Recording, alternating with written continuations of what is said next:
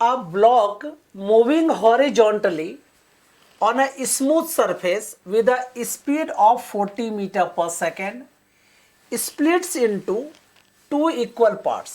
देखो एक ब्लॉक है, उसकी स्पीड अभी कितनी है जी 40 मीटर पर सेकेंड, और वो थोड़े टाइम के बाद क्या होता है दो पार्ट में टूट जाता है, splits into two equal parts, और दोनों का मास इक्वल होता है। If one of the parts move at the 60 meter पर second in the same direction then the fractional change in the kinetic energy is x upon 4, then x is equal to what? ये question है। तो देखो कैसे इसको solve करना चाहिए। पहले इनिशियल कंडीशन देख लीजिए। फर्स्ट कंडीशन इसमें क्या है, ठीक है, तो हम लोग क्या लिखेंगे, initial case is here, you know this one is the mass body, ठीक है। अब इसकी स्पीड कितनी है 40 मीटर पर सेकेंड, यस और नो।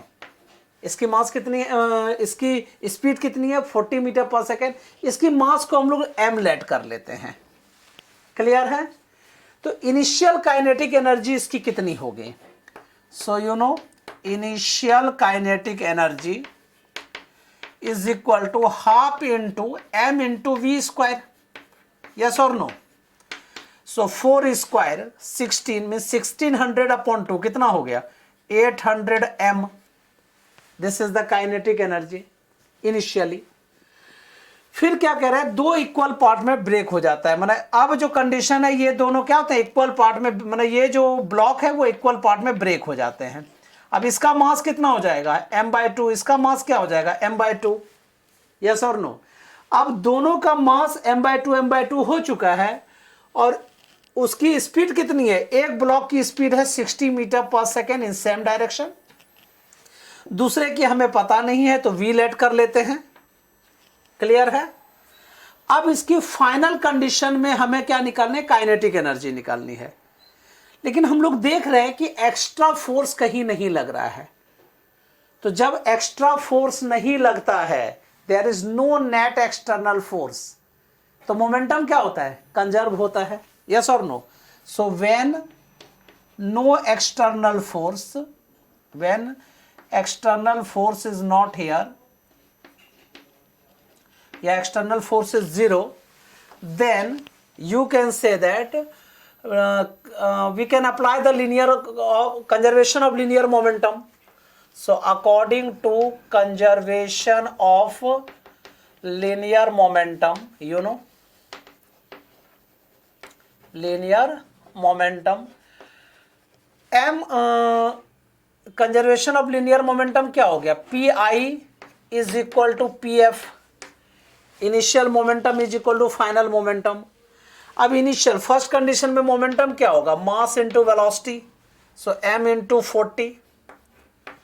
फाइनल मोमेंटम क्या होगा, पहले इस वाले की निकालेंगे, तो m अपॉन 2 इंटू 60, क्योंकि मोमेंटम इज इक्वल टू क्या फॉर्मूला होता है, मास इंटू वेलोसिटी, ठीक है।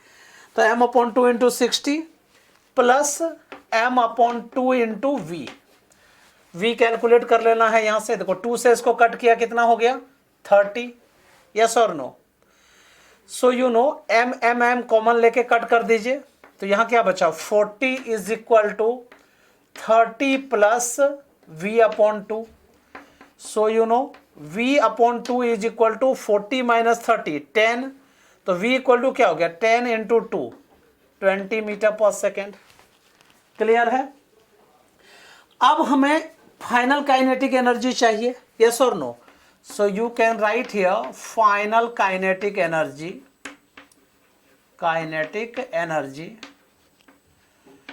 Final kinetic energy kF is equal to, ठीक है।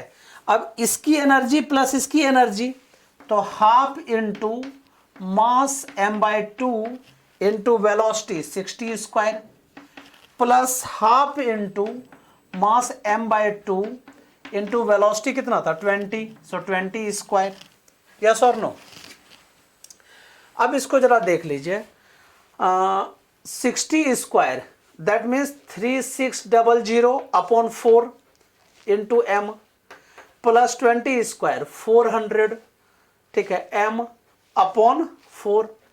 4 से इसको कट कर दीजिए 900, इसको 4 से कट कर दीजिए 100, तो 900 प्लस 100 कितना हो गया 1000 m। यस और नो? यहाँ पे कितना आ रहा है 1000 m आ रहा है। अब तुम कहोगे सर 1000 m हमारे पास फाइनल काइनेटिक एनर्जी है, लेकिन क्वेश्चन कह रहा है कि fractional change in kinetic energy. तो fractional change of kinetic energy का क्या फॉर्मूला होता है? Fractional change in kinetic energy is equal to you know final kinetic energy minus initial kinetic energy upon initial kinetic energy. Clear? So final कितना था 1000 m। Yes और no? Final कितना था 1000 m और इनिशियल कितना था? इनिशियल देख लीजिए इसमें 800 m upon you know initial is 800 m।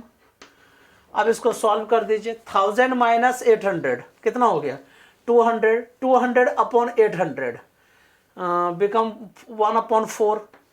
Clear? और कह रहा है ये किसके इक्वल है? x/4 के इक्वल है। According to question this is the x/4। तो 4 and 4 is cut, the value of x is equal to 1. So what is the value of x?